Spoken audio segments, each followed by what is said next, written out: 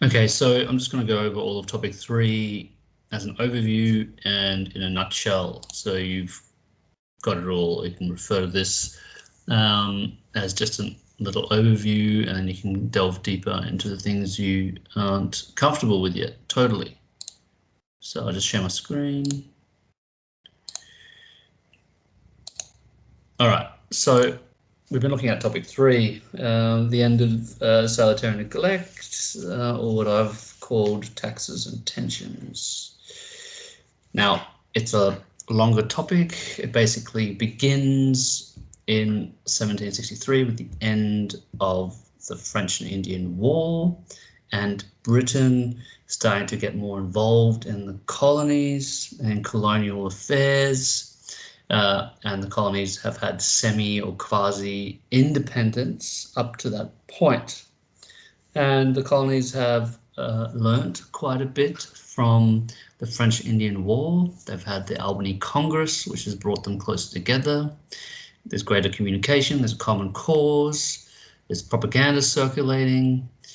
Also, they've fought a common enemy and they've gained military training. And now with the French gone, they would like to, particularly in Virginia, expand west. However, due to Pontiac's rebellion, which has happened in the aftermath of the French-Indian War, Britain doesn't actually want to exacerbate the conflict between the colonists and the Native Americans. And for that reason, Britain issues the Royal Proclamation Line, which basically stops westward expansion of the colonies past the Appalachian Mountains. And that is seen as an infringement to their natural rights, particularly of property or concerning property.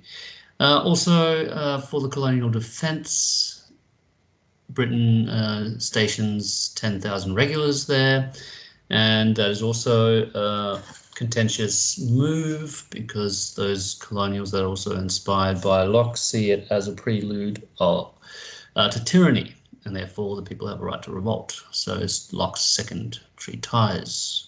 Also, as you know, the ideology of republicanism, which is anti-monarchical and offers an alternative political and social makeup, is also currently in the colonies and it's gaining traction, particularly amongst those who will later be called patriots and are quite, I suppose, alarmed at what Britain is doing. Also, Britain wants to recover some of its war debt, and it feels like the colonies should also be accountable and help pay some of this war debt. I think it's 133 million pounds at the time, which is a lot for the time, because England or Britain usually only had a debt of maybe 10 million. So this is significant. And what they do is they try to raise revenue, so taxes to pay for this, and they issued the Sugar Act, which has a tax particularly on molasses, which is a sugar which is used for making rum, for instance, in the colonies. And this tax particularly affects merchants like John Hancock in the colonies, and this actually then turns John Hancock towards the Patriot cause and aligns him with the Loyal Nine and Samuel Adams, and he becomes what is referred to as the milk cow or the key financer of the revolution.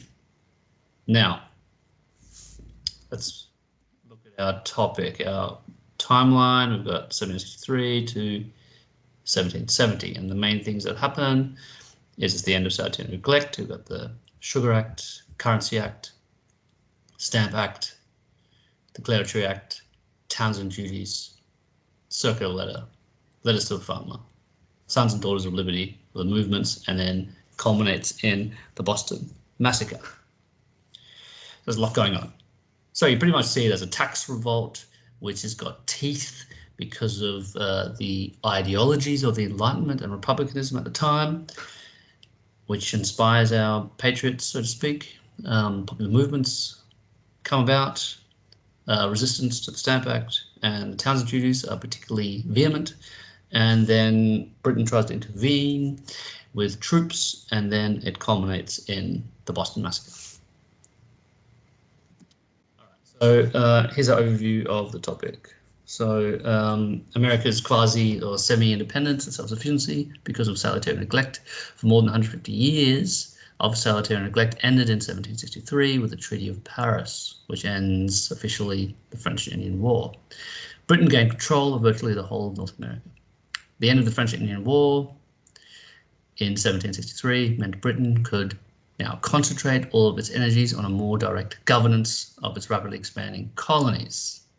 And the key questions that I've put up there for you, those are the key historical questions that should drive your historical inquiry, are why the British strengthened its control over the American colonies, why did many Americans oppose the Royal Proclamation, the Line, the Stamp Act, Currency Act, and the Townshend duties, and also the Quartering Act is also quite significant.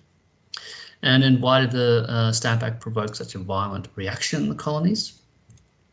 And how did this then follow on to the reaction to the Townshend duties? And why did Britain repeal the Stamp Act? And then why did Britain repeal the Townshend duties? All right, so here are our main acts. So the Sugar Act, the Currency Act, the Stamp Act, which is the most significant out of these acts, and the Quartering Act, and then the Declaratory Act, and then the next most significant act is the Townshend duties, or all otherwise known as the Revenue Acts, and then it culminates in the Boston Massacre. Okay, so as we've already been over in previous topics, it was the end of salutary neglect, which I won't go over now, but the main things you need to know is why Britain ended salutary neglect because of the war debt, proclamation line, and what the colonial response was. Okay, and then we have the taxation crisis of the 1760s.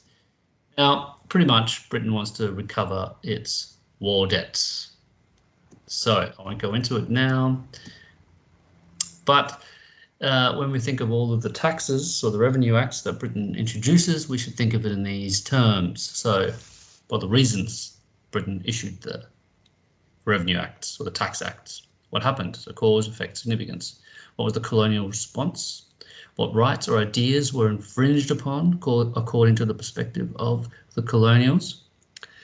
A historian's interpretation of what was going on, and which individuals, so key individuals or movements, were involved in this response. So, for instance, Samuel Adams, John Hancock, Patrick Henry, or the Sons of Liberty, or the Daughters of Liberty, in terms of movements. All right, so first we had the Sugar Act. Now, 1764. Now, I'm not going to go into it because that's another video, but just so you know, the main reason was to recover revenue, and it was mainly targeting merchants. Now, the famous catch cry by James Otis comes out of this, which is no taxation without representation. So he argued that Britain or Parliament has no right to tax the colonies because they are only virtually and not actually represented, and the representatives are the colonial assemblies, and only they have the right to tax. So Otis is appealing, obviously, to republicanism as well, but also to the English Bill of Rights and Magna Carta and natural rights. Okay, so here we got James Otis. He basically goes against the Sugar Act and what gave the Sugar Act teeth, which was the writs of assistance, which are the search warrants that are in the Act.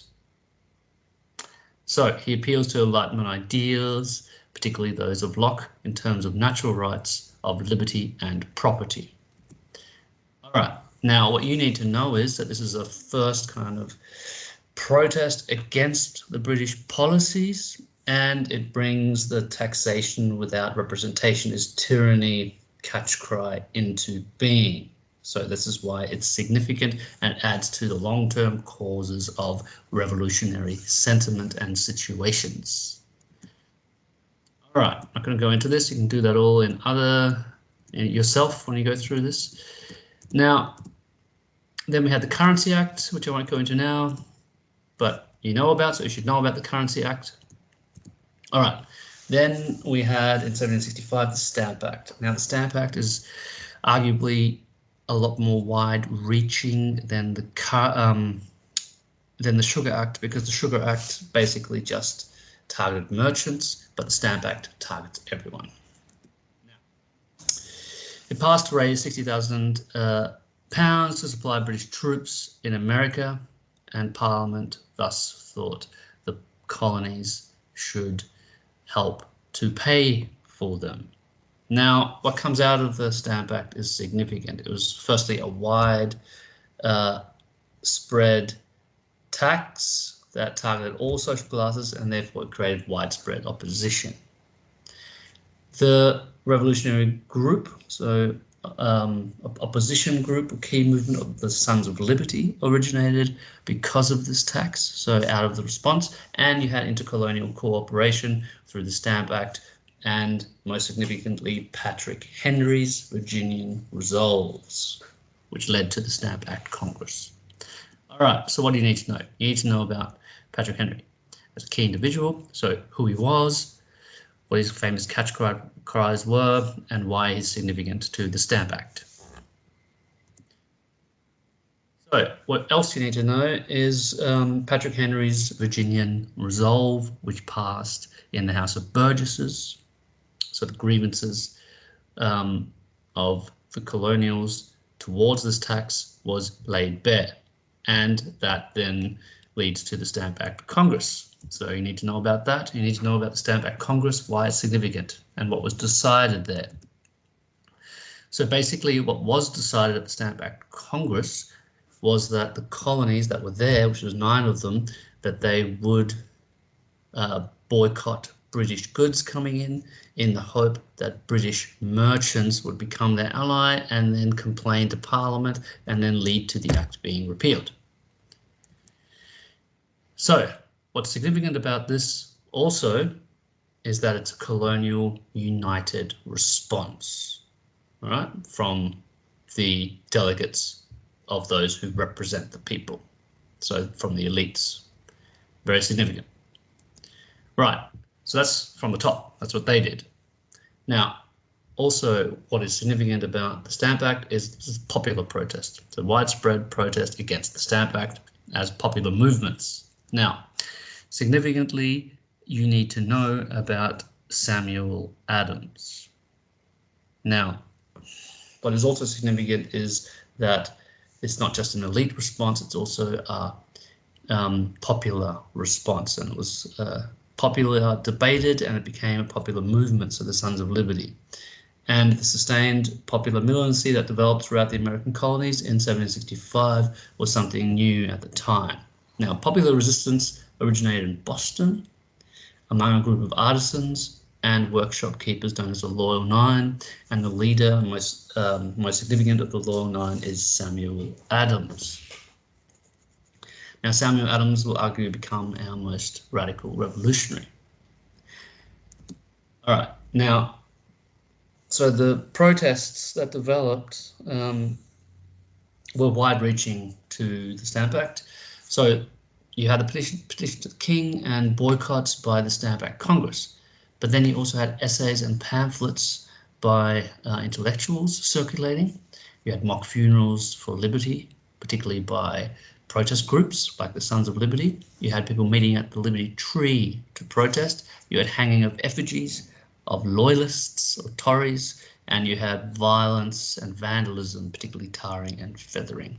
Now, to go into this in more depth, you should go to my Stamp Act video. All right, so you know about the Liberty Tree and what happened there, and the effigies that were hung there as a response of popular protest. Mob violence you need to know about, and particularly the tarring and feathering, and also the effigies that were hung to the Liberty trees to do with that, and also particularly the mobbing and looting of the governor of Massachusetts' house, so Thomas Hutchinson, and how stamp distributors were harassed, and they often resigned or fled out of fear of their lives. All right, so you need to know about tarring and feathering. Here's some videos you can watch. Okay, then you need to know about an organised protest group, the Sons of Liberty, so a popular group.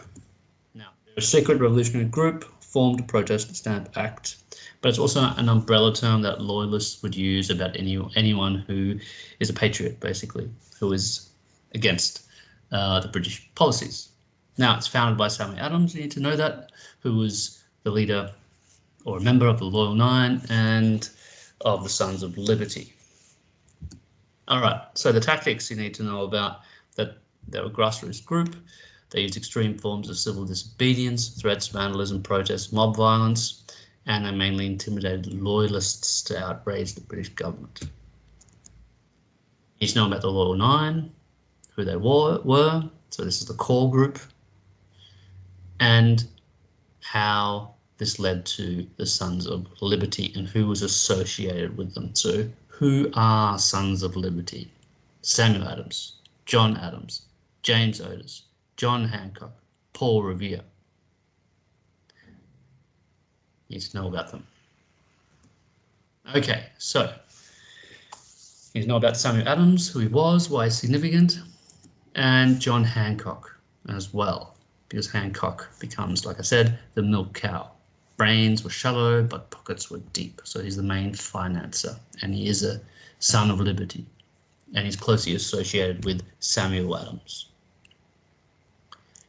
All right.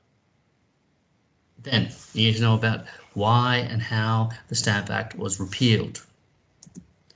So basically, Congress, so the Stamp Act Congress, when the colonies, as they got together and they decided on non-importation pacts to boycott British goods, had an effect. So it kind of worked because British merchants were losing money, and then they complained to their parliament. Also, the colonial response was by the people quite powerful as well and quite concerning. But even though Parliament repealed the Stamp Act, they did not really take colonial grievances seriously, particularly the argument of no taxation without representation. And also, the British commander of troops in the colonies, Thomas Gage, informed Parliament that the Stamp Act could not be successfully enforced without greater military strength than he possessed. So this also influenced Parliament to repeal the Stamp Act.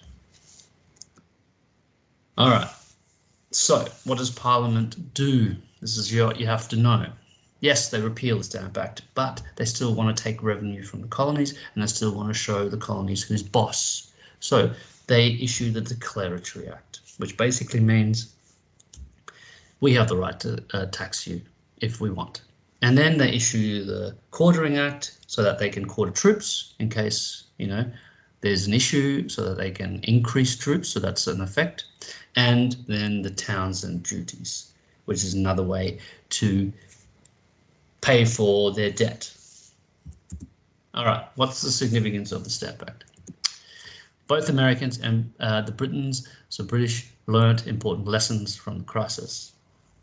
American colonists believed that they must remain vigilant in the defence of their liberties and rights. The crisis suggested that British authority could be defied if the colonies were united and that they were successful. So this would obviously impinge and affect their future endeavours. Also, many British politicians felt that they must assert authority over the rebellious colonies or they would become independent, and thus that is why they issued the Declaratory Act and the Quartering Act in response. And the crisis highlighted basically the split and the fracturing within colonial society between patriots and loyalists. So patriot is someone who supports the colonial cause, whereas loyalists are loyal to Britain and support their policies. All right, so Quartering Act, which was one of the responses. Now, what you have to know is Quartering Act means colonials need to quarter British troops. So Britain issued this as a response to the Stamp Act, basically, so that if they need to, they can send more troops there and basically settle the situation if they need, if it gets out of hand. That's basically what you have to know. Now, because of it, 15,000 troops arrived in New York in 1766. However, colonials refused this because remember, if you're a patriot and you believe in the Enlightenment and you're inspired by Locke, a standing army is a prelude to tyranny and thus the people have a right to revolt. All right, so the colonial response to a standing army was considered an infringement on their natural rights, like I've just mentioned. The Quartering Act especially reviled as it applied not just to rebellious Boston or Massachusetts, but to all of the American colonies. So leaders in other colonies began to wonder what other punishments Britain may place on them for actions they were not responsible for. All right, Howard Zinn, what does he say? Quote, "The quartering of troops by the British was directly hurtful to the sailors and other working people. After 1768, 2,000 soldiers were quartered in Boston, and friction grew between the crowds and the soldiers. The soldiers began to take the jobs of working people when jobs were scarce." What Britain also does is they issue the Declaratory Act in 1766. So the government was trying to save face after repealing the Stamp Act. Now they asserted Parliament's right to make laws to bind the colonies and people of America in all cases whatsoever. This is what George III said in response. Same day as the repeal of the Stamp Act, new legislation passed the same day, and Parliament asserted that the said colonies and plantations in America have been, are, and of right ought to be, subordinate onto and dependent upon the Imperial Crown, so George III, and Parliament of Great Britain. So they're basically saying they defied us. How dare they do that? We're going to show them who's boss, basically, and so that they don't do it again. So Miller says the Declaratory Act, among other events, combined to persuade many Americans that the English ministry regarded the colonies with contempt. All right, so basically what you need to know. The Stamp Act has this response that we've just talked about. Britain repeals it, but Britain's not happy about the repeal, so they respond, Britain, by issuing the Quartering Act, so they can have more troops there, just in case things get out of hand. And they issued the Declaratory Act, which basically says, look, we're going to tax you if we want. We have the right to do that. So we're declaring that we're going to do that. And then they issue the Townshend Duties, also known as the Revenue Acts of 1767. All right, so Charles Townshend, British Chancellor of the Exchequer, dominated proceedings in Parliament. He was concerned that royal officials in America were too dependent on the will of the colonies. So his duties were aimed to obviously raise revenue, assert the power of Parliament, and punish the colonies for not complying with the Quartering Act.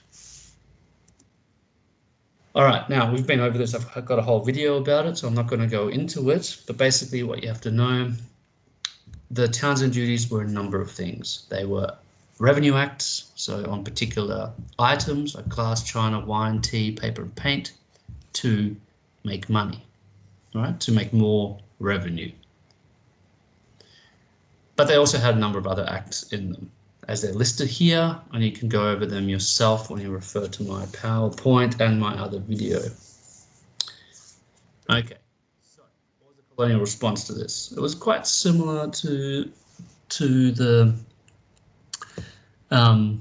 Stamp Act. So once again, the colonials responded with complaint, protest, non-compliance, boycotts, evasion of the duties, harassment of royal officials and other loyalists, and violence, tarring and feathering, as you can see in this drawing over here, or woodcut.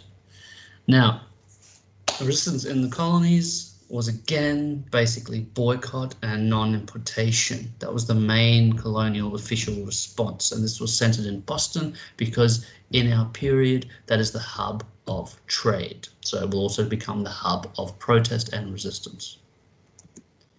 Okay, so boycotts and non-importation. So this was the main response. So just remember that. Other responses are more on the street.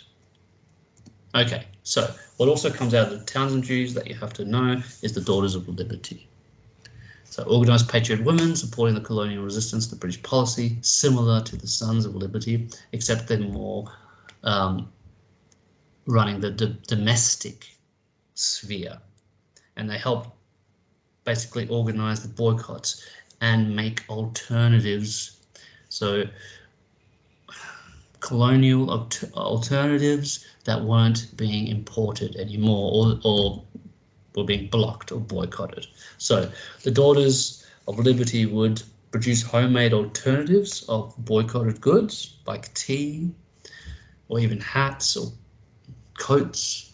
They urged merchants to cease importing goods. They would actually ridicule them, vandalize their property and beat them up even. They would agitate to convince other people to join the boycott. They would repair clothes because, you know, stuff wasn't coming in, so they would repair clothes and they would find substitutes. And one of the substitutes that they would find was to tea, and they named it Liberty Tea. Obviously, it's ideological. And they wrote petitions. So that was what came out of it. That was a response by the Patriot Women. But then there's also intellectual response. And you've got Letters to the Farmer by John Dickinson, and then quite significantly to our key individuals, you have the Massachusetts Circular Letter that you need to know by Samuel Adams. So out of these two responses, so protest responses that are intellectual, you mainly need to know about the Circular Letter, if any of them. So Letters to a Farmer, written by John Dickinson. You can refer to my other video, but you can also look it up in your textbook. Now, the Circular Letter is what you have to know about, particularly because Sam Adams is one of our key individuals. Now, in his letter, he declared that the duties, so the Townshend duties, were unconstitutional because the colonies were not represented in Parliament, so no taxation without representation. And the only logical solution was to be taxed by the colonial assemblies because they actually and not virtually represented the people. Now, this letter was called the Circular Letter because it circulated around the colonies. So amongst the other colonies, not just in Boston. And it was sent around to the other assemblies to have a common appeal and a common response. And 7 other colonies approved of the letter. For instance, the Virginian House of Burgesses issued its own letter. So what was the British response to this? Now, they called the Circular Letter traitorous, and they banned it. And they banned the assemblies from supporting it. Now, the royal governors were then told to dissolve any assembly that disagreed. So, for instance, Massachusetts voted against withdrawing the letter, and thus it was shut down by the British authority, shut down the People's Assembly. So now they weren't even represented by their own people at all. So this is quite significant. Now, the other thing that was significant is that the British stationed extra troops in Boston because of this. So the circular letter was passed by the Massachusetts Assembly, and consequently the Assembly was dissolved, and then riots broke out, obviously. Now, this was a major cause for the Boston Massacre, which will happen next. But what does Britain do? In response, they send extra soldiers there. So regulars, they send 2,000 soldiers there to restore order. However, there's 15,000 Bostonians. So it might become quite nasty, and the soldiers might feel like they're out of their depth. Now, the Townshend duties were repealed on the 5th of March 1770, with the exception of the duty of tea. So that was another outcome eventually. But the Boston Massacre would also happen on the 5th of March. All right, so historical interpretations. Farmer says the Townshend duties, which had stirred up such a hornet's nest, made little financial sense. Wood. So Gordon Wood says, during the Townshend duties, patterns of early resistance reappeared and was expanded. All right, so this leads to the Boston Massacre, which is the climax of Taxes and Tensions. So what do you have to know? So in response to the circular letter and the colonial response, Britain shut down the Assembly and sent extra troops there, which had to be quartered then in Boston because of the Quartering Act. Now, far from ending discontent and quelling it, the presence of British troops became a constant aggravation of colonial grievances. There was a problem with quartering because the people didn't want to quarter the troops. Bostonians were harassed by British soldiers. But also, the British soldiers took part-time jobs. And then the Bostonians felt like they were in competition with them. And the British soldiers, because they were being paid to be soldiers as well, they took work for less pay because they didn't need as much money, which also created tension. Brawls between troops and Bostonians were common. And Boston newspapers fabricated stories, so they took liberties with what the British soldiers were doing, calling them brutal, barbarous, debaucherous. Now, all of this you have to always see in terms of that patriots see it as an infringement of their rights. So obviously it is an infringement of the rights to property, and the secondary ties of Locke that the presence of the standing army is a prelude to tyranny. And the English Bill of Rights prohibits the use of the standing army in peacetime, which seemed hypocritical to many colonists. So, what eventuates? Things come to a head on the 5th of March 1770 with the Boston Massacre. This is the engraving by Paul Revere. You can look at that yourself in your textbooks. Now, as tensions were increasing about everything that was going on, they come to a head when an 11-year-old boy is killed. And the Sons of Liberty turn the funeral into a massive political event. 5,000 Bostonians attended. On the 2nd of March, workers at the rope factory attacked soldiers seeking jobs, and a pitched battle ensures. Things are getting really intense, and then it climaxes on the 5th of March when a group of British soldiers were guarding the customs house, which is being attacked by a mob. And then under this extreme provocation, the troops opened fire and 5 Bostonians were killed. So it's similar to what we've learned in Russia with Bloody Sunday, but not as extreme. But you can see it in similar terms. So this will create a response by the colonists. All right, you can watch those videos yourself. Now, what are the outcomes of the Boston Massacre? So Samuel Adams, so his political machine gave the impression that it was a deliberate massacre,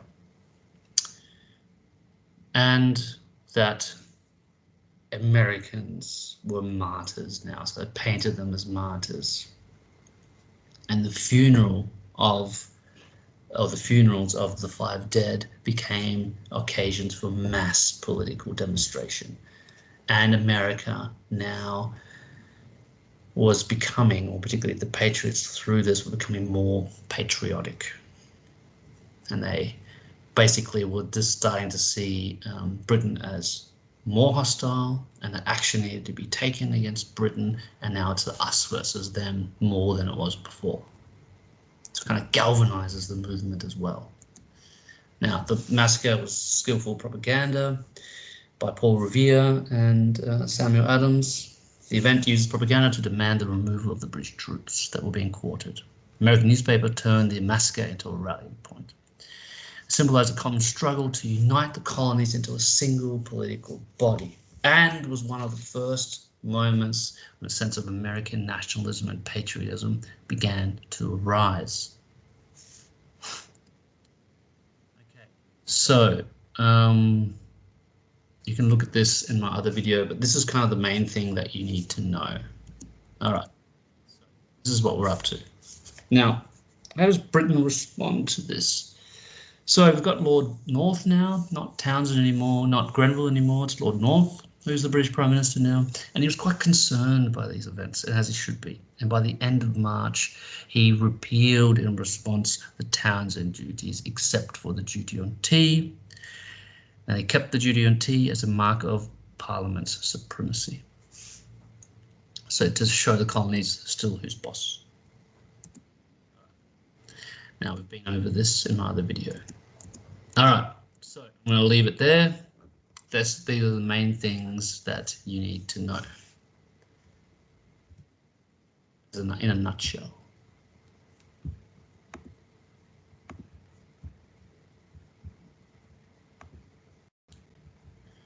All right, bye.